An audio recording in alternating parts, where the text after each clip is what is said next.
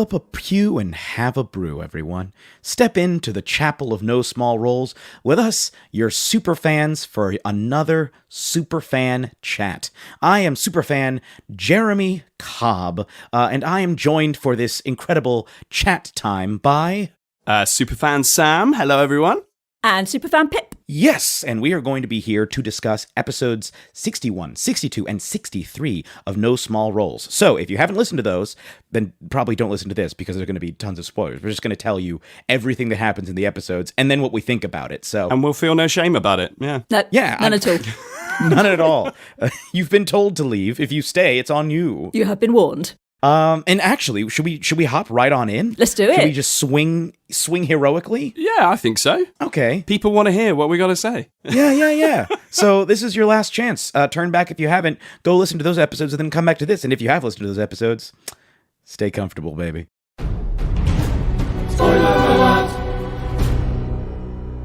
And if you like listen to them this way round, that's what does it for you, then fine. It's not what I would do, but true. Yeah, probably go listen to them first. It hadn't occurred to me that was a legitimate way of enjoying the material.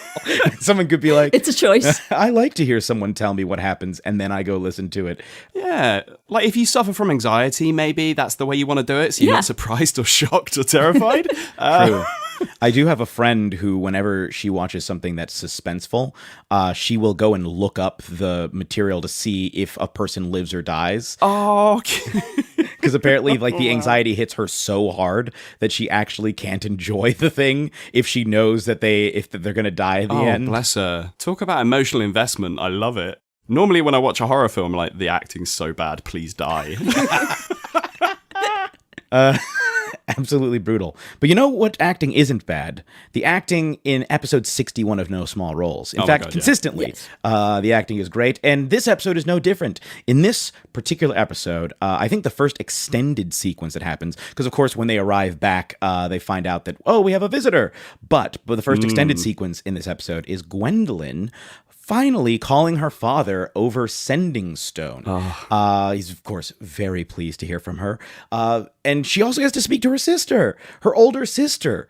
I mean, first of all, that interaction was phenomenal. Especially, I loved finding out that the message that she sent back filled the entire room. Oh my God, and the room above as well. Yeah.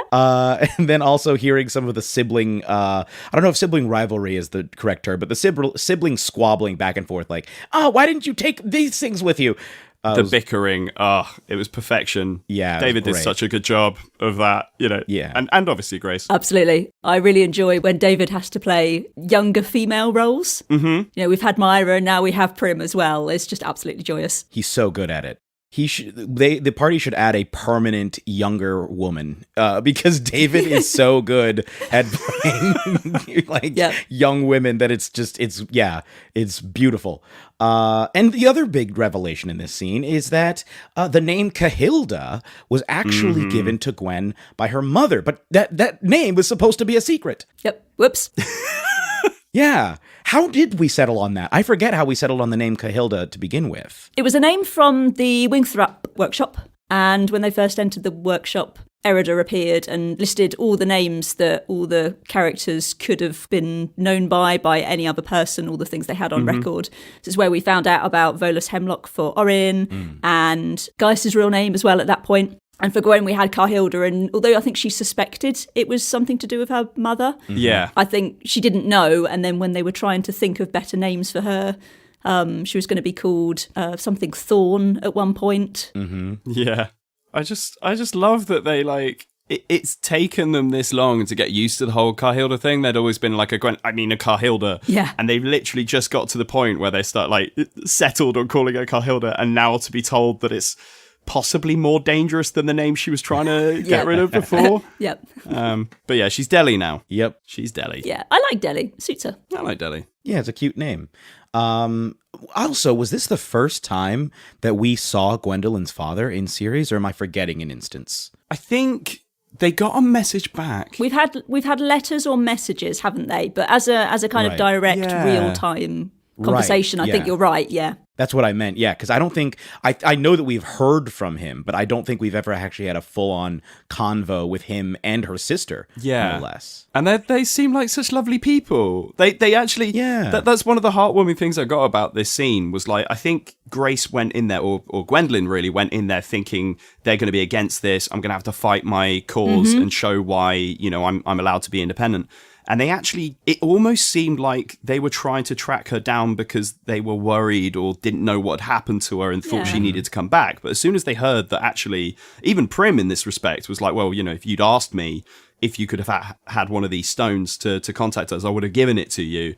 And I wouldn't have given you such a hard time with the DeBarges. And really, it was just kind of like, all Gwendolyn had to do was say sorry. Yeah. And they're like, oh, you go have your own life, which I just thought was really cute. Yeah. Lovely, supportive family back home. It also threw Gwendolyn's behavior into a different light, because it up until now it has seemed like maybe she was escaping these somewhat oppressive, if somewhat well-meaning circumstances. And, you know, she's going out, striking out on her own, escaping the potential oppression of her family. But no, her parents are, her father and sister are actually like nice, well-meaning people, and she just kind of ditched them, and it's kind of unfair to them, actually. Yeah. Although they do hint, Prim does say that she thought that Colin DeBarge was effectively a piece of turd. Like, you know, she does kind of insinuate, like, oh yeah, I think she says at one point they're even worse than, was it the Delavaux that they mentioned? Yeah. Says they're even worse than the DeBarges. So it's kind of known that Gwendolyn was going to be put in this terrible situation, but that marrying her off was like the only hope for her at this point or something, her kind of like contribution to the family. Yeah, a bit of a weird situation. Isn't her dad in somewhat dire financial straits of late, or am I completely getting mixed up? In my head, I had this memory of him being like rich, but then having lost a bunch of money recently. Ooh. And so I think I had assumed that the marriage was like him trying to be like, look, you're marrying into another rich family and this will help all of us. But this could have just been a narrative that I concocted in my head. I mean, maybe he does want the dowry. That could make a lot of sense. I don't know where specifically that would have been. I'm trying to rack my brain whether I have heard that. I wonder whether when they were describing her family, she said it was a well-to-do family, but when they were comparing them to the Vondells, I think there was kind of discrepancy in the levels of wealth between them. Yeah. Maybe. I don't have any more specifics than that. It's been a little while since I've listened to those. Yeah. I would check, but not now. Yeah, I'll have to. Grace, let us know. Yeah. How did that'd I? be nice, yeah. How did I get this bizarre fanon in my head that Gwendolyn's from a rich family that's fallen on hard times? I mean, maybe you're just super intuitive, and that is actually the case, because we know he's been working with the Arcanists a little bit, you know, and the Delavaux. You know, that does come up later in this. True. I wonder whether it's the difference between having like the Vondells, who were sort of a wealthy family who were just wealthy because, you know, they were the family sort of at the head of Tillisham, whereas Gwen's family were wealthy because they'd built their wealth, but therefore they have to maintain that standard of wealth. Maybe that's the difference. Yeah. They're new money rather than old money. Exactly. Yeah. And maybe like the DeBarges are similarly older money. So they're like, if we marry another wealthy family, that gives us legitimacy. Yes. I do find it a bit interesting, though, that, you know, he has worked with these different contacts, particularly when they know that they are a bit dodge. You know, it does kind of, you know, the Vondells turned out to be very dodgy. The Delavaux are told to be quite dodgy. The Arcanists are dodgy in their own right. So it is kind of, he's not exactly picking and choosing good clients. He's just going where the money is, which I think is is kind of interesting. You might be onto something there, Jeremy. I'll message Grace after this. Okay. Yeah. But that's not all that happens this episode. We then have an extended conversation, which is really the bulk of the episode, with Arcanist Zaravir Tarek. She back, y'all. She back. Dun, dun, dun. Oh, yeah. Yes.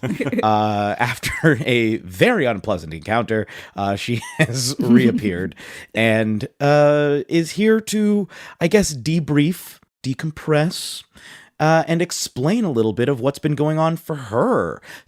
So after she had met with the Abracalads in Tillisham, she'd been sent to investigate the Henge.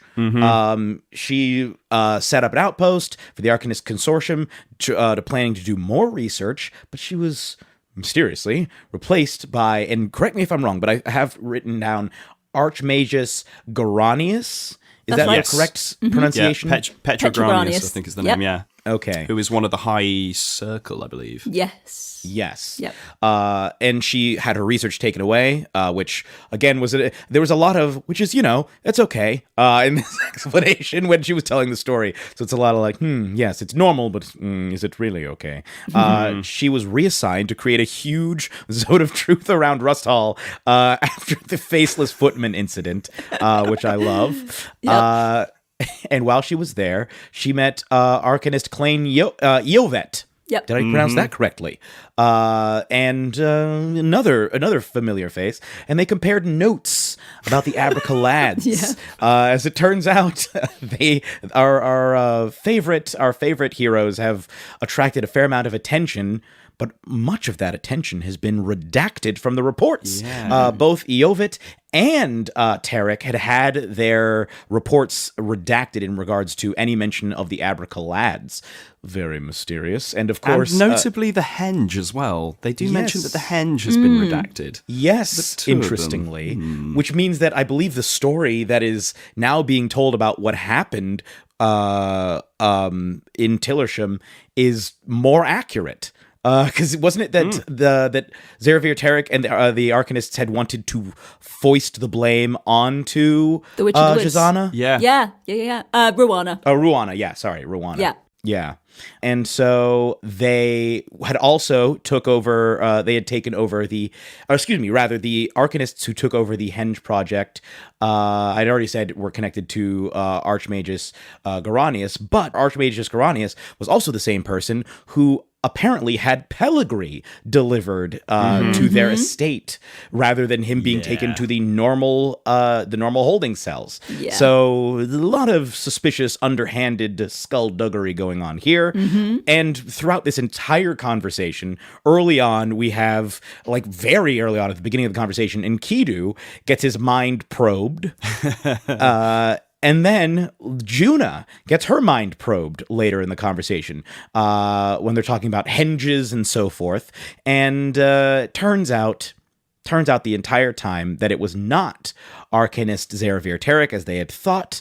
She was telling the truth. She wasn't probing anyone's mind. Instead, it was Arcanist Klain Yovet who was there in the corner. It's just the invisible dude in the corner. Yes. Yeah, just watching Rowana attacking Juna Yeah. from afar. What a ruse. It was a solid try. Yes. It was. I appreciate the effort. And yes, apparently they had this entire interaction was essentially a scouting mission to see if the Abracalads were trustworthy enough to go on a mission for the Arcanists to sneak into Archmagus Goranius' estate while she was away, because she was going to be gone, and Archmagus Yovet would also be distracting Axissa Wingthrup during that time, talking to her about the Children of Havoc. So this gives them an opening. Yep. They can get in there. Yep. And the Arcanists just so happen to leave behind some edible orbs that will protect them from divination magic and make them invisible, and there's 6 of each. So a very pivotal conversation. So much like I just really like the way that conversation played out. But before we talk about that, they did go back to Feather's Pillow. It took them 2.5 hours to walk there. Oh my god, yeah. Yeah. After the longest day ever. Yes. Oh my gosh. How many episodes was this?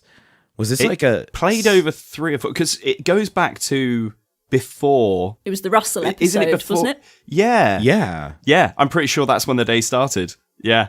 And a lot of events. Yeah. A lot of big events. But they finally made it back. Orm got a consortium application because, he's thinking about making some more connections, making a little application. And Juna that night decides to re-summon Ruana. Mm-hmm. And that was where we left off. Yes, because she kind of got burnt up a little bit by Zerevir Tarek. Yeah. Which was nice of her. Also, I just wanted to say, I really, really liked the way that David played that entire conversation. I I think it was really cool. Every time the Arcanists show up, they seem extremely competent. Yes. And like hyper competent to a degree that almost no one else is. Yes. And that raises kind of the intimidation factor, and the fact that like it makes the idea of them first of all pulling off this plan where there's two of them in the room, one who's invisible and reading their minds. Yeah. But also the fact that they are now wanting to work with the party a little bit makes it feel all the more special. Yeah. And exciting. But it shows the divide between the styles of the Arcanists themselves. Because like I noticed this earlier on with Claney Yvette and with Zerevir Tarek when they met the first time. And they talk about in this one the way that they talk in circles, and they talk around a point to get you to come to the thing for plausible deniability, right? Whereas we've seen from like Accessor Wingthrup, another Arcanist, you just get it. It's like brutal and bloody. You just get in there, efficient. You get the job done and out. Like, you know, the whole like cutting off the hands and oh my God. All of that stuff, you know, there's two very different styles where they're, you know, one is much more like taking the intelligent approach and one is just shut this down now. I kind of wonder how that's going to all play out later, whether there will be some kind of like conflict where the Arcanists themselves all have to pick a side. Yeah, I'm quite excited for that. Talking of picking sides, now that we've had more kind of conversation with Zerevir and we've seen where Zerevir and Iravet are coming from, and we've obviously had the mission from Heron, where do you think your loyalties, I guess, or where do your loyalties lie, I guess, if you were part of the party? How much are you now trusting what Heron has told us as a scholar? Could the scholar be redacting things if they've got access to all the paperwork? That's true. Or do we still trust Heron and we're suspicious of Zerevir? I don't know that I do trust Heron. I like him, but there's enough grey area within him and, I forget the name now, Aussie boy. Kierda Tagadan, yeah. There's enough grey area with them, and I think there's enough grey area with the Arcanists as a whole. Like, they demand a lot of answers, but they give very little. They did, to be fair, they did say something they didn't need to in this one, which was they mentioned that Pellegrini had picked up the item that he picked up was a key. Yes, the henge key. I forgot to mention that. Which is information they didn't need to give the party. Yes. So that they've actually given them like a little plus that they wouldn't have found anywhere else at that point. And then he purchased it, no less. He didn't just have it. He didn't make it. He purchased a henge key. And I just worry that the Arcanists kind of... It's almost like they're seeing which way the wind is blowing, which puts me at a state of unease for the party to be able to choose. Because I think the party know what they want to get out of this situation. You know, they want the right person on the throne. They want to make sure that there aren't any evil machinations going on behind the scenes. So they've already chosen their course of action. Yeah. And I kind of feel like all these different Arcanists are waiting to see what happens, which side to back. So yeah, I don't know that I really can trust them. If anything, the one that I trust most because they've got a definite plan, and where I would probably ally myself would be Erida at this point. Interesting. Because at least she knows what she wants. Yeah. Yeah. It's that Hamilton thing of trusting Jefferson because he's got a plan and spoilers. I think for me, it's almost impossible to tell because there's so much secrecy. As you were just saying, Sam, nobody is forthcoming. And not only that, but I don't even know, like, it's not just what do they all want. I don't know what to think about what they might want because we still don't know what the whole situation with the possible heir is and the rightful heir. Like, there's still a lot of mystery surrounding that. It's very difficult to know. It's almost like you have to pick the side that is the most friendly to you at any given point because you have no idea who's actually on your side. There's so much secrecy. I mean, even in Time and Prevost, you know, he does seem a bit flippant about certain things. And again, you know, it's like, yeah, he's possibly the better option out there, but is he the right option? Yeah. I'm not sure at this point. It's a weird one where I feel like the party can only really have trust and loyalty in each other at this point, and continue with their own plan and then see what fits with them rather than putting full faith into one particular faction and hoping that works out for them and that their goals align. Because I don't think they're going to find the exact support that they need. With the kind of characters that David makes up, they're not going to find one person that is completely on the same track as them. They're going to have to make a choice further down the line of who they screw over minorly to, bolster another one. Yeah. Yeah. It does make you wonder whether Heron will know that they've been in contact with Zeravir, because I don't think he trusted Zeravir at the time. That was why he appeared to them after their initial conversation in Telesham. Mm-hmm. So I wonder whether he's going to feel like their loyalties have shifted and is going to either, come after them, or something else is going to happen with the mission that he's set them, and now they've got a mission from Zeravir as well. Yeah, I'm looking forward to seeing how much of this plays out. Yeah. All of a sudden, Heron Ilwyn just steps through the homeward door and is like, "Oi!" Yeah. Give me back my gold. Yeah, exactly. Mm-hmm.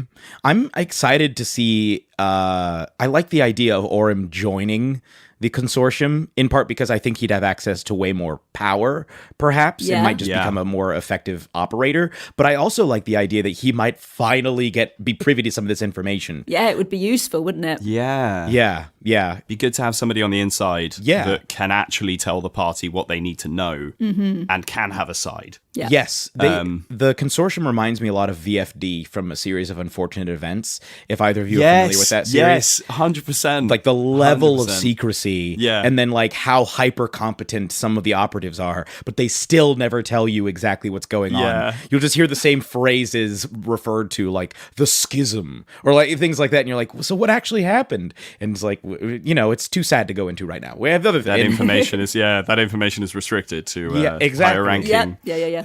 Exactly. So I want my guy on the inside. So we can get all these facts. And then Oren is killed by Count Olaf. Sorry, carry on. Talking of facts, shall I move us on to episode 62? Yeah, go for it. Yeah. So episode 62 was The Hall and the Hive. The first kind of notable, interesting thing that happened was we had Enkidu slipping out the window during the night to use criminal contact and trying to find out a bit more information about the Hex. We'll talk about that in more detail, but he finds out about where to go for some more information. He gets told about the Queen's Comb in Floodthorpe. In the morning, you've got Oryn tinkering with Aggie, who can now print reports, which I think is amazing. Oryn also looks at that application, and it is long, man. Yeah. There's 2,000 word essay. It's a dissertation, basically, isn't it? It's multiple. There's a multiple 2,000 word essays on various things, including his greatest magical achievement, which it'll be interesting to know what Oryn thinks is his greatest magical achievement, but maybe Aggie. Is it Aggie? Yeah. Yeah, that would be the obvious. Yeah. So they have a little chat about sort of planning next moves. Gwen fills them in about their family. Enkidu tells the group he's going to go off on his own. And for Enkidu, this kind of feels like personal growth, but he won't tell them exactly where he's going or what he's doing. They do trust him, but they decide to send Ruana off with him. Well, I mean, it's not hard to trust somebody when they say that they promise not to get in any trouble or do anything stupid. Yeah, it's all going to be totally fine. Yeah, I'm taking Ruana just in case. There will be no consequences for this course of Yeah. Yeah. Meanwhile, the rest of the party head off to the Noble's Nook and they have a very funny interaction with a few coffee-stained information people called Mo and Joe. One of my favourite characters out of these three They're so brilliant, episodes. aren't They get a map. They know that there are 4 spoons available. And they see that there's a full list of team names, and there's about 50 teams, but some of the names have been crossed off. They head off to Newford Park as well, and inside Newford Park is Chargelt Hall, Chargelt was one of the names of one of the founding members of the consortium. That was the individual who was deposed, but was then buried in the grounds of the consortium or something like that. Anyway, there was some kind of mystery going on there with that individual. This hall or house is named after them. That's mysterious. It's magically protected. Can't get anywhere near it. It's something like, unless you have a way of disguising yourself or something. Yes. It basically insinuated that if it can't detect you in any way, That's right. that you can get through. Yes. So very quickly they're like, hey, bonbons. Great. Yeah, sweeties, anybody? Gaius does a perception check as well, and they see that there's a lion statue inside those grounds as well, which I'm concerned about. I think perhaps even if they can get past these walls, they're going to have a lion statue that is going to be maybe more adept at knowing about invisible people or, intruders. Or sniffing them out. Exactly, yeah. Yeah, and we know what statues can do. We've been to tomorrow. Exactly. I'm concerned. Meanwhile, they then sort of head off to Arkenwell they're going to go and do the Mage's trial first. That comes in the next episode. Enkidu has found the Queen's comb. It's a honey factory. He goes in, he's taken into a sort of a plain kind of holding room come office. He's locked in, and then while he's waiting for whoever's going to talk to him, there are vibrations that go through the floor which paralyse him. He's noticed that all of the furniture is bolted to the floor, because that's a bad sign, right? Mm-hmm. Yeah. The floor suddenly opens. He plummets 100 foot. He takes 44 points of damage. Oh, jeez. And he opens his eyes to see Malleus standing over his paralysed body. Oh. Mm-hmm. While I'm happy to have Malleus back in because of the wonderful description that Robbie Bellicom did for them, I'm also like, oh shit. Yes. Not going well. You're still alive. Yeah, with a burnt up face. I gotta say, Enkidu was lucky that we did not, because he was paralyzed, right? Yeah. He was lucky that it was not crit fall damage. Yeah. That was what went through my mind as well when that was happening. I was like, he has no way to stop himself. Yeah. Not good. No dex saves or Yeah, exactly. And like theoretically, if I guess I have to look at the language of it, but if you take damage that hits you from within 5 feet, then it counts as a crit while paralyzed. So theoretically, it may be that it's specifically from an attack. Okay. Like an attack roll, but if it's not, then this man could have taken 20 d6 points of damage. How would you rule it if it were in your campaign? I think it would depend on what I wanted the result to be. Yeah. Because I don't know. I mean, he's probably got a lot of health at this point, but I'm pretty sure, because he does take damage in the next one, that he does not have over 80 hit points at this point. What level are they? 9? 8? 8, I think, yeah. So if he had taken that, he would be just straight dead. Yeah. Or, well, at least instant unconscious. Mm-hmm. When David said he was going to roll 10d6, Daryl did immediately say, I'll survive, but then I think he said just. Yeah. Yeah. I'm guessing he's like in the 50s or 60s. Because he's a warlock, so he's got a d8. Yeah. And I'm guessing that his constitution isn't wildly high. I wouldn't have thought so. But yeah, that concerned me. Yeah. That ending was a shock, wasn't it? It was, yeah. It was brilliant. I loved it, but it was like, oh no. Yeah. Enkidu, what have you done? I mean, it was such an evolution. I don't really know why he didn't say to them, like, I'm going to go see the Hex. And also why he didn't find the fact that when this criminal contact came back, they said to him something along the lines of like, they want to speak to you face to face. Yeah. Why that wasn't like an ominous, like, oh shit, they've asked to actually see me. I'm not it's not really an undercover thing anymore. Like, this person had blatantly gone like, oh yeah, you know, they look like this. And they'd be like, I know that guy. Yeah, bring him to me, please. And yeah, this is a lesson that you got to learn from The Wire. If you ever watch The Wire, it comes up in seasons 4 and 5.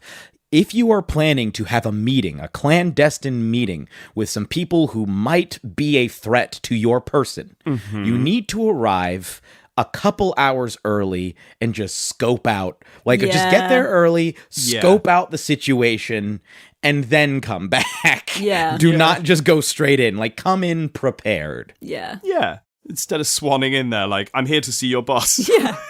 Exactly. Have somebody in place who can help you out, or you've already checked out the scenario. Like, you've snuck in there, you saw the stuff was bolted down, you're like, you like cast fly on yourself beforehand, and you're just hovering a little bit or something. You know what I mean? Something like that. But this is one of the things I love most about Enkidu, and I think I'm going to coin them Enkidoofs.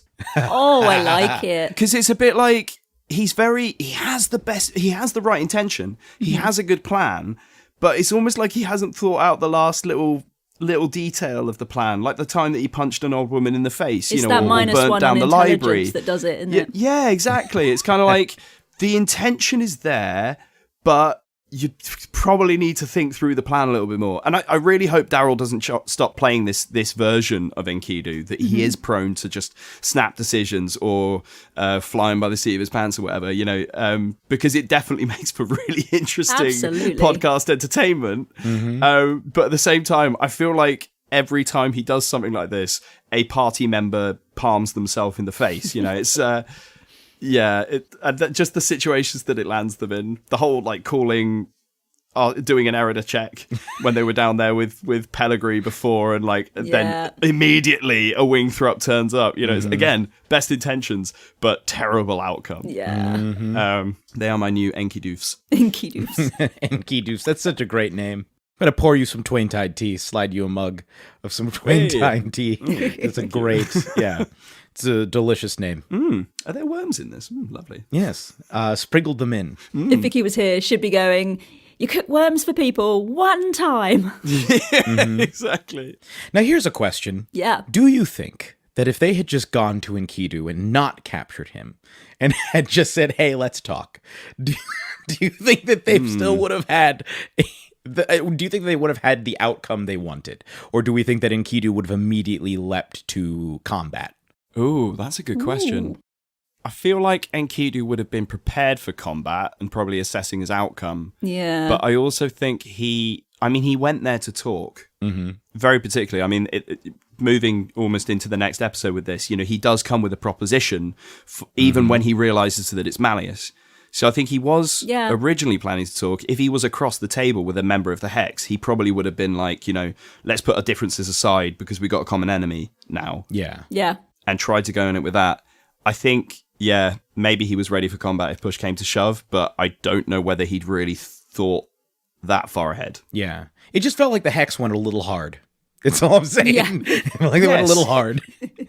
But then he did burn half their face off, so That's fair enough. Yeah. can you blame him? Yeah, that's true. Maybe it's get his own back. Yeah. They just wanted to get some revenge. Just wanted to see it happen. Like, oh, look at him fall. Hey.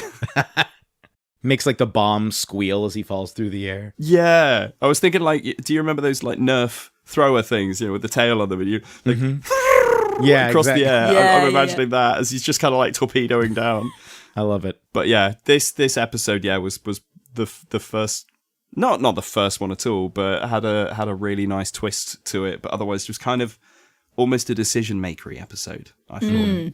Yeah. Yeah, in contrast to the previous episode, which was all about like exposition, this one was a lot less exposition heavy and was more action. And it was like we're beginning a new phase of a new set of adventures, and so we're starting a bunch of stuff, and then we end with the first big twist in one of those activities. Yeah, It was like there's kind of no way back from what you've now done kind of moment, wasn't it? Yeah, you're in this now. You play with David, and he will burn you. Yep. I don't know if this is David's way of being like, this is what happens, Daryl. This is what happens. Just punishing Daryl. Oh. Yeah. But I do kind of, there's a little bit of me that feels like almost this episode summed up part, you know, the vibe of this campaign, which is almost that Enkidu is playing the dark part of this campaign. He's playing the political strife. He's playing getting somebody on the throne, and he's going down these dark ventures. And then the rest of the party are like, oh, spoons and cute fluffy things. And like, this is, let's go have a strawberry daiquiri and stuff. Yeah. Like, they're like, you know, the chaotic good characters. And then you've got this like lawful, like, you know, this is the path that I'm on, and I'm going down this path, whereas everybody else is all about the bright, shiny things. And I kind of love that. Yeah. Yeah, this episode for me was the epitome of what's been happening recently with this show. The Batman of the group just keeps taking beating after beating. Exactly, yeah. And it continues in this episode, for sure. I could totally see Enkidu as a Batman type. Yes. He's halfway there with his suit. I mean, I think that's like the archetype. Yeah. If they were each a member of the Justice League, who would you... I think it's fair to say Enkidu is Batman, but who would we identify like the rest of the group as? Ooh. Orin's, I guess, Alfred?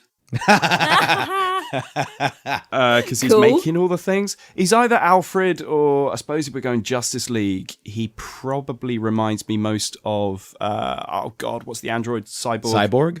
Is it Cyborg? Yeah, there we go.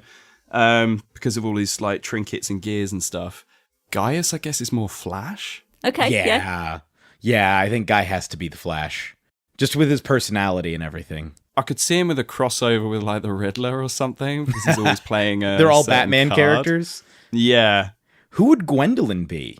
then? Ooh. Is she the Catwoman in this Batman scenario? I guess so, yeah. If we're just going Batman, she might. Although she's got some Wonder Woman qualities to her, hands down. She's very strong. She's very fast. It's all kind of like being physical and dexterous, which is kind of what Wonder Woman goes for. Yeah, she does kind of have princess vibes as well, like in her Yeah. backstory, Yeah. and in terms of like, I come from this rich background, but I can still throw down. I think that is kind of Diana vibes, like Wonder Woman. Who would Juna be? I've been trying to think through this whole thing. Yeah. Even in Batman, I'm like, Ra's al Ghul? Just because of how old she is? Oh yeah. I don't know. Oh God. Who would she be? Would she be Martian Manhunter? Could be. Because Martian Manhunter has like Yeah. has like a lot of psychic powers, comes Yep. from like a different place than everybody else. Shape-shifting abilities as well, Yeah. which Juna has. Yeah, and is just generally like, well, I'm here and having a good time. And everybody's Yeah. like, oh, you. Yeah, I'd go with that. I feel like, you know what I mean? Yeah. All right. That one works for Juna then. Who else have we got? Either that or like Superman. I don't know. Is there a Superman in this party? Like well-meaning, bright, like sunny, optimistic, never say die. I mean, if we're going to include the people in Enkidu's head, I guess that goes to Gilgamesh. So Batman Yeah. has Superman in his head. Yeah. in Oh this my God, scenario. that is such a dynamic. Yeah, I like It's a that. winning combination. Yeah, I really like that. I was thinking maybe Superman would be going back to like Deacon or something like that, you know, Actually, that's good. I like it. because they've got to find their fortress of solitude and their Right. master that's going to teach them how to be Kryptonian. Who would Dwayne be? I don't know. Like in terms of like the Bat, if we were doing Bat Family, I'm trying to think of like a smooth talker type who just shows up and people are like, whoa, and then they See leave. that could be Riddler, but also for the charismatic effect that they have on people, could be a Joker thing. See, Joker was one that crossed my mind, but I just don't think he's that vicious. Yeah. I'm wondering if he's one of the Robins, maybe? Yeah, Yeah. like Robin, but becomes Nightwing when goes into dragon form. Yeah. Okay. Yeah. Like the Dick Grayson one, who's just like, hey, I'm here to bring some light and happiness to this. And Yeah. I'm the plucky, yeah. And then he's like, but there's another side to me. Yeah, it also has some dark stuff going on, which we learned from your solo venture. Yeah. Yeah. Fun times. Well, there we go. We've cast everyone in the next Batman film. Excellent. Sorry, Robert Pattinson, you're moving aside for Daryl. I love the idea of Daryl in the Batman 2, and there's no explanation I'd love to see him suit up. for why there's a completely different Bruce Wayne. I feel like next picnic for photos that we have, we know the costumes that we're going to be busting out now. Yes. Yes. Yeah. Do we have more to say about episode 62, or should we jump on to episode 63? I think crack on, Sam. Shall I go on with 62? Because it does kind of blend with, 63, because it does kind of blend with what we've been talking about. You know, we've been kind of touching on them, so we'll cover them in 63, which was Trials and Tribulations. Yeah. So when the party get to Arkham, they head to the training chamber, which I think is what's written over this hall, and they get to meet some of the other Spoon challengers. And a bit like in the last episode with Mo and Joe, I'm kind of loving that all the NPCs that David's bringing at the moment have this like really rich tapestry, you know, this backstory behind them. Yeah, and like seeing some of these things come out, like there was they met the plucky poppycocks. Was the team name. There was a rat juggler named Goblinski with their rats Misha, Ivan, and Vovo. These are all Patreon things. There's another person that demands that people raise their hands before they speak. You've got a very incorrect grammar Nazi. You've got Sheila, the toast chef who freezes whenever she has to cook. Yep. Mersham Halsey, who's a half-orc. And all you know about them is they've got a missing falcon named Richard that they're looking for. I hope that's a side quest somewhere. But we do learn a little bit. We go find Yeah, Richard. Yes. yeah, exactly. Richard will be hanging out with Russell somewhere, and that'll lead them into getting their old stuff back as well. Richard, Russell, and Ruana. There you go. Yeah, there's gonna be Oh a my be a God. Russ and Dick miniseries. Yes. The new version of the 3 R's. Yeah. That's fantastic. But they do learn actually some information from them, like a couple of things potentially about the duck hunt. There's this lady Quackington III that they don't know whether it's a real thing yet. But they do learn as well that while this team have 5 spoons in their pockets already, there was another team that has 7. So they're well on their way to completing the tournament if they are still in it. Yep. But the spoon challenge itself, they meet an Arcanist named Bello Cupdown. And, well, one thing that I should say about this challenge that I really liked about the spoon challenge is that there was another kind of aspect to it, that if they complete this challenge, that it goes down well with the Arcanists. So obviously Orin, very, very interested in this, because now that he's looked at the forms and everything, this could be like a little route into becoming an Arcanist himself. Yep. And they take part in these kind of simple but elegant in their own right challenges. Yeah. Don't know about you guys, but the first room, that I was thinking darkness, which they came up with later. Like, if you cast darkness on the room, it would reveal. But effectively, they walk into this room, the lights are off and they can see a door. As soon as they take a step forward, the lights come on and the door disappears. And they tried all these different things, all these different tactics, thinking either inside the box or outside the box. Very clever ideas. But I honestly was stumped. And I got to like round 6 or 7 and I was feeling really stressed. I could hear David had put like in the music, there was like the ticking of a clock constantly moving in the background that just kind of like... It's like that video game music. Yeah, it gave you this like tension through it. It's like, are they literally going to fold at the first room? And there's a genius casting of Charm Person by Gaius, because he realizes that he's able to do it on the Arcanists themselves, who's very up for it so long as they can, make the spell work. And they find out that the room is as simple as doing absolutely nothing. Going by the door, standing by it, and then the door would appear. But they also do manage to get some information about the next rooms, which make them a lot easier. Big wall of fire. They realize they can walk across it and Guy can teleport after. Job done. They find out about the third room. There's a pedestal in the middle. It's for storing energy. They know that because of the Arcanists, so they just go ahead and start launching their big spells. So aside from the first room, which probably took them up to that minute mark, the other 2 rooms they pass with flying colours. And they get a clue. They get another clue for the duck hunt. That is to start at City Hall, which I guess they'll come to once they've dealt with the Enkidu situation. And then after making us wait for half an episode to find out what happened to him, really cruel of David, we find out what's happened with the latest Enkidu. So paralyzed Enkidu basically gets beaten bloody by Malleus and dragged through several rooms, some of them concrete, some of them carpeted, on his face, to be strung up by his feet with manacles.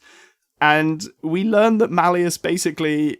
So Malleus wants to kill Enkidu, but realizes that the party as a whole are a greater concern, and basically gives them an ultimatum that they finish up their fucking spoon challenges and get out of the city. As basically by noon the next day, he expresses that he has no desire whatsoever to ally with the Abracatwats and rescue Pellegrini or Rings, and then is effectively dumped down this sewer. Which kind of made me think they have a big rat run of connection below this city. It's not just one premise. They've got a little hive going on down here. But yeah, and then we get to Enkidu number 2, which is that he decides to do an inside check to try and help him. He's hoping for light and a bit of healing energy, and instead he gets Alcibiades. And the moment that we've been really dreading, the kind of the fear that we had, that Enkidu is basically a meat puppet, comes true, and Alcibiades like, look, this is the one thing I can do, and basically assumes complete control of Enkidu's body. However, this does mean that we get to see what's actually going on inside Enkidu's head. We see this kind of made me think of like the last Harry Potter, where he goes to this almost like purgatory state and meets with spoilers, meets with Dumbledore, and they have a conversation there within this weird space. It had that like misty, you can't quite see what's going on, but you know who these people are. And he's sat in a kind of loose circle of chairs with the other patrons in his head, and he's able to have a conversation with them.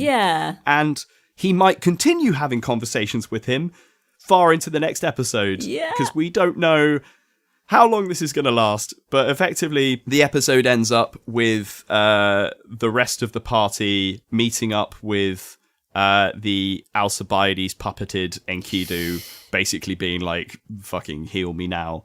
Well, looking Oh, horrible. God. Yeah.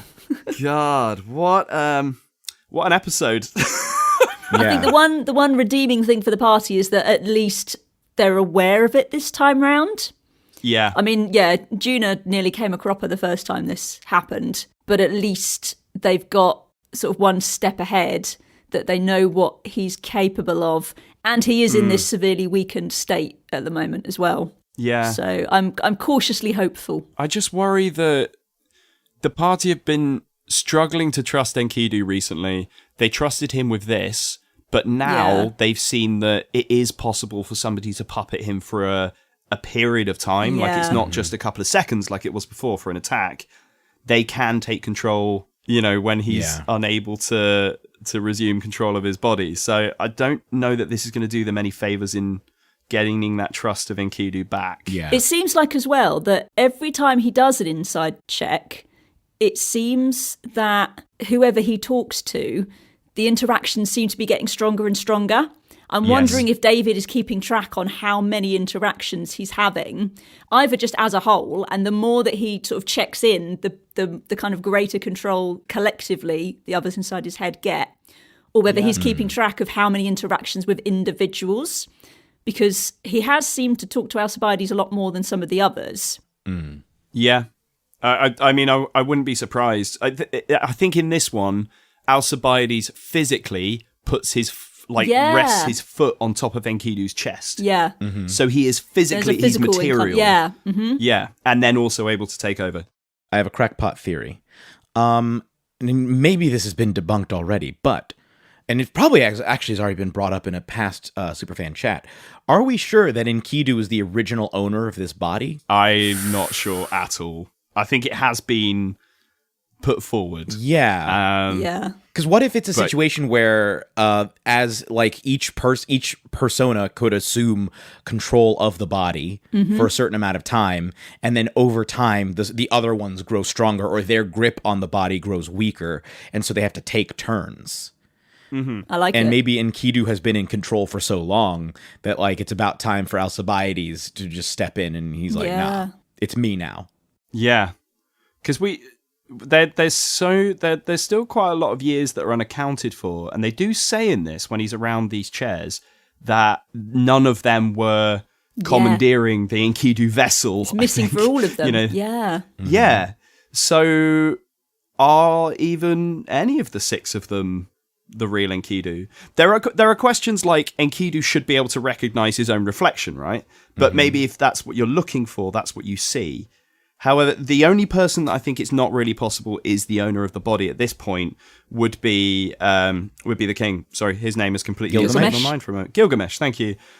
Because of their likeness to Timon Prevost being, hinted at so strongly. Yeah.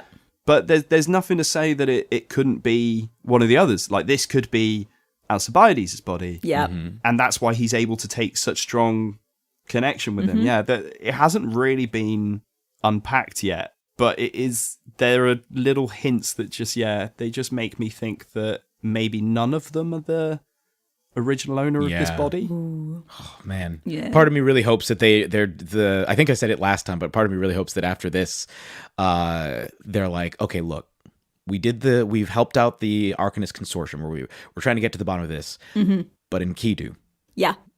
buddy, Priorities. we are going to get to the bottom of what is going on with you.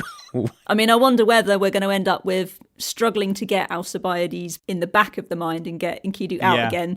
We're going to have to leave the city at noon the next day, and then our next sort of port of call is to go and find that demonologist, because it's on the map anyway, and maybe come back to the city another time. Yeah. 100%. I think it is much more of a pressing concern.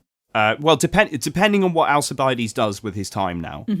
Because I'm assuming he would have just gone straight there. Like, he had a pint in front of him. Yep. I don't think there was really that much time would have passed, before they got back to him, that he could, I don't know, have done some underhanded scheme to put himself in power. But yeah, I'm the same as you. I wonder how long he's going to assume power of the body, and whether it is in fact Enkidu's choice to return, or whether Alcibiades has to relinquish control. Because he was able to take it off of Enkidu because of Enkidu being so weak. Yes. But if he's healed, is it Alcibiades that's being healed, or is it Enkidu? And would Enkidu? Yeah, these are all questions that I'm really excited to hear the answer of when episode 64 comes out. Yep. Yeah. And does Alcibiades have the same connection to Erida?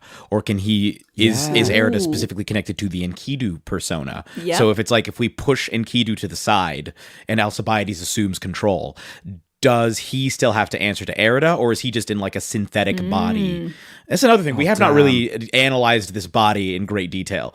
Part of me wishes also that we could have like a surgery episode where they're like, look, we're getting to the bottom of this. We're going to hire a doctor. You're going to put you under. We're going to do some surgery while we also play through your mind and figure out what is going on. That could be just a really, really fun episode. Yeah. I'd love it if it's that kind of demonologist as well, that it's like more of a science than like ritual casting and summoning demons and stuff. It's literally like, okay, and I make a small incision here and there's demon number one. Yeah. Like lifting them out. Or what if they were to ask the Arcanists for help, not Axissa Wingthrup, but since it was the Wingthrups that did at least some of this to Enkidu, would it be a bad idea to ask like Zaravir, Tarek, and Eovet to hook them up with some really skilled surgeon type, and they all together just work through we just have like a whole arc where they're like going through Enkidu's memories and like each of the party are like experiencing it. Oh my god, how cool that would would that make be? such good bonus content. Yeah. Like, because you could carry on with the main campaign and then just be like, oh yeah, this happened. Oh no, the characters have no memory of it because they're in a memory. Or that would be really cool. Oh, I did have a thing actually on the subject of the spoons. I really like how if you play the Pokemon games, I think they tend that you will run into like characters even in the show that are like super big, larger than life. Like whenever you meet like the other trainers or the other teams, it's always like, oh, who are these people? Because they're Ratcatcher Joey is like one of the most famous ones, where he like comes in, he's like, my Rattata is in the top 1% of all Rattatas, and that really felt like when we met all these other contestants. Yeah, I mean, one of them was literally juggling rats, which I did vote on. I think I voted on the rat juggling. Yeah. But yeah, again, I just love the all these little NPCs that will probably never turn up again. Yeah. But they have such kind of color to them that you kind of want to hear how they're getting on. I know. And they're clearly not that bright because they at least got to the wall of fire room because they were singed, and like quite a lot of people did. So they did the hard part. Yeah. But maybe it's that they didn't save any of their like bigger magic for the end. But that's what I think exactly like the majority of teams would have done, would have just burnt all their magic in the first room, run out, stood there and gone, oh, shit, what do we do now? And then the door magically opens because they've got nothing left. And then the second room, oh no, I don't know what to do now because we've got nothing left to do. Even if you get through that second room, you've got no magic left for the third room. Yeah. It's brilliant. It's brilliant order. Yeah, if they'd done what I thought they had to do and cast darkness in the first room, that's already a third level spell that they've burnt. Second level. Is it second level darkness? Yeah. Oh, okay. See, this is why we need Jeremy. Yeah. There I was making assumptions, pretending I know D&D. I just nod and say yes. I'm like, yeah. But I agree. I think that was a very smart order Yeah. to put the rooms in. Yeah, for sure. And I enjoyed that challenge as a whole. I thought it was a lot of fun. It again provided a fun contrast, as you were saying, Sam, between like the light, fun, happy side of the group and like, yeah, we're gonna go figure out like we're gonna go on some adventures and like face challenges and puzzles. And then Enkidu's being dragged around by his face, thrown into sewers, threatened. Yeah.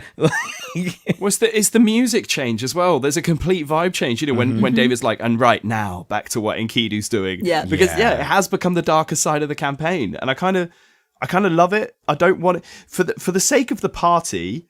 I would love it to change and that they're all on board and doing the same thing. But for the sake of the podcast, for the amount of information we've been able to get over, say, the last 6 episodes, has actually been monstrous. They've learned more in this time about the state of the world and the powers that are conflicting with each other and what they're all aiming for. They've learned more about that in the last few episodes than they did in the entire campaign before that. They were just kind of like going wherever things took them or running away from them. Whereas now they're finally starting, like, all these different points are slotting into place. Yeah. So it's almost leaning more now towards an Enkidu style campaign. but the rest of the characters are much more interested in the lighter stuff, the bathos of the episode. And I think you need both. Yeah, I think you definitely. need both. You need the spoons, and you also need the Hex and the Children of Havoc and all of that to keep it, like, to make it this wonderful 3-dimensional realistic world that they're living in. Yeah, it's a beautiful, multifaceted story. All sorts of tones and subject matters and almost genres. Yeah. Like, I mean, we go from, like, political intrigue to Pokemon. It's great. Yeah.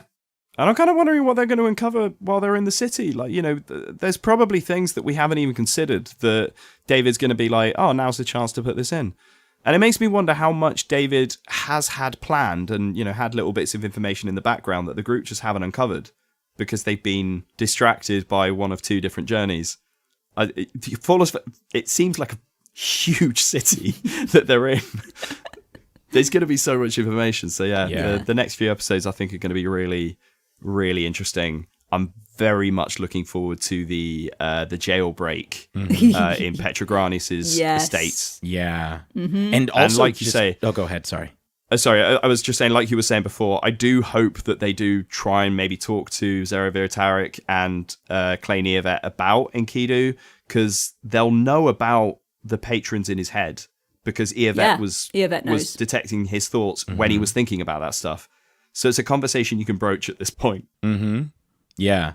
I was just going to say that this episode 63 also made the Hex seem much scarier to me. Yeah. The idea that they are this connected, it's like the end of, spoiler alert, I think it's John Wick 2. It's John Wick 2, where there's the part where a character like gives a signal and everybody in an entire square just stops moving, where it's like, okay. Like, you had no idea. This much power. Yeah, exactly. And now it's like, oh yeah, you thought we were just like these little side villains that you were encountering. Oh no. We have eyes and ears everywhere over the city, and we will mess you up if you do not leave. They knew exactly what they were doing. They even knew their cover name. Like, they knew the whole... They were able to already have made up the abracatwat thing. Like, you know, they know what they're about. Is there a mole? Do we think there's a mole in the party? Could be. Could be. I'm guessing it's not Enkidu at this point. Not consciously, anyway. I mean, maybe it's Erida. Maybe Erida's in with the Hex, and she's feeding. Maybe. Or they hacked Maybe into there's a Erida. rogue Wingthrup in the Hex. Yeah. Guys, I'm worried.